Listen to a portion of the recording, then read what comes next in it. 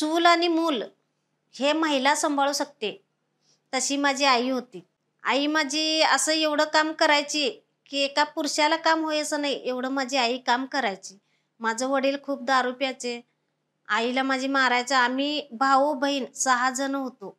2 भाऊ, 4 बहिणी. माझ्या आईला एवढं मारायचं, की माझी आई मागून जेवण आणायची आणि आम्हाला जतन केल्यात. तरी पण माझ्या वडिलाच्या सोबत वडील माझं काही कमवत नव्हते. माझं आईनंच माझ्या मागून हे करून आम्हाला जतन करून तरी पण आम्हाला इकडं राहून दिलेलं नाही. आम्ही निघून माझे आई-वडील रत्नागिरीला घेऊन गेल्यात. रत्नागिरीला लहानानं मोठं केलंय. माझी आई भंगार गोळा करायला लागली. वयाच्या 7 वर्षापासून मी माझ्या आईबरोबर भंगार गोळा करते. तिकडनं मग 12 वर्ष झाल्यानंतर माझ्या आईनं लग्न करून दिलं. म्हणजे माझ्या मोठ्या बहिणीला माझ्या वडिलांनी एक दारूच्या बाटलीवर असं लग्न करून दिलेलं. मग माझी आई घाबरली. माझ्या मुलीला ह्या मुलीला पण असंच देईल म्हणून माझ्या मामाच्या घरात माझं लग्न लावून दिलंय. मी निघून गोव्याला गेले. गोव्याला गेल्यानंतर असं म्हणजे 2 मुली, 2 मुलं. 2 मुली, 2 मुलं झाल्यात मला. नंतरनं एक महिला होती. ते असं कुणीच नव्हतं तिला. तिच्या नवऱ्याच्या 4 मुली होत्या पहिल्या नवऱ्याच्या.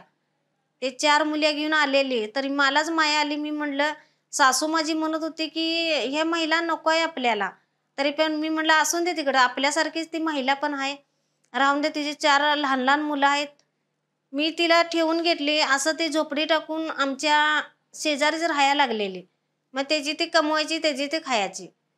मग असं करत-करत ते आमच्या नवऱ्यासंग लग्न करून घेतलंय तिनं. ते घेऊन तिला परदेशात घेऊन गेली. मग मी 4 मुलं माझे घेऊन मी कशी सांभाळ करू म्हणून असं मला विचार पडलेला. मग मी काय केलं, माझ्या मुलाला पाठीला बांधायची आणि गोळा करायला जायची. गोळा करून 4 मुलं कसं तरी मी सांभाळलं. पण मला गोव्यात तेवढं सांभाळू वाटलेलं नाही, की माझं मुलं मी असं 4 कशी सांभाळू, असं मला. मग तिकडनं निघून मी रत्नागिरीला गेले माझ्या आईकडं. आईकडे गेल्यानंतर माझ्या वडिलाला मी रोज पैसे द्यायची मुलं सांभाळायसाठी.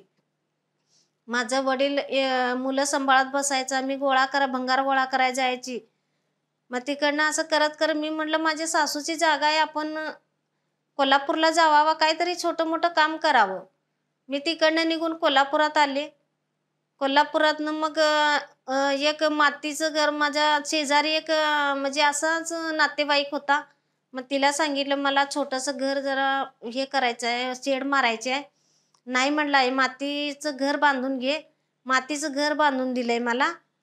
नंतर मग असं करत शेतीत कामाला जायला लागले. शेतात काम केलंय. 30 रुपये हजेरीनं काम केलंय मी. मुलाला जतन केलंय. मग तरी पण मला कोल्हापूर माहिती नव्हतं, की बाबा कोल्हापुरात कुठंही आपण गोळा करायचं आणि कुठल्या रस्त्यानं जायचं हे असं माहिती नव्हतं. मग एक महिला होती तिला सांगितलं, बाई म्हटलं मला 1 दिवस तरी काय होईना मला भंगार गोळा करायला घेऊन चल. मग मी मुलाला पाठीला बांधून त्या बाईसंग गेली भंगार गोळा करायला. गोळा करून मग ती बाई 1 दिवस घेऊन गेली. दुसऱ्या दिवशी काही माझ्या संग आलेलं नाही.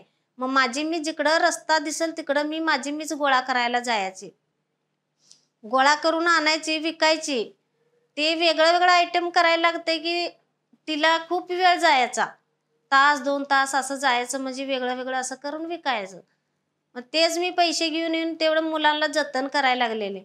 मग असं करत मला एक दिवस भोसले मॅडम मला असं मी त्यांच्या नजरेत आले.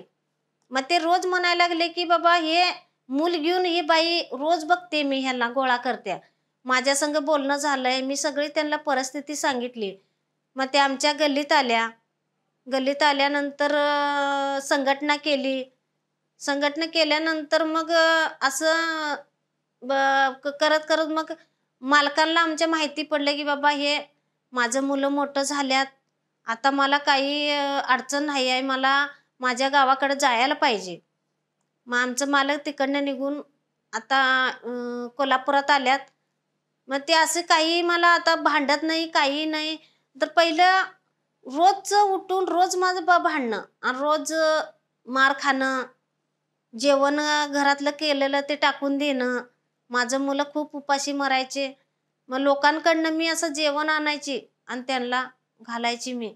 माझं आता मुलं मोठं झाल्यात म्हणून मला काही त्रास नाही. आणि जशी संस्था निघाली तशी मी असं म्हणजे हुशार होत गेलोय.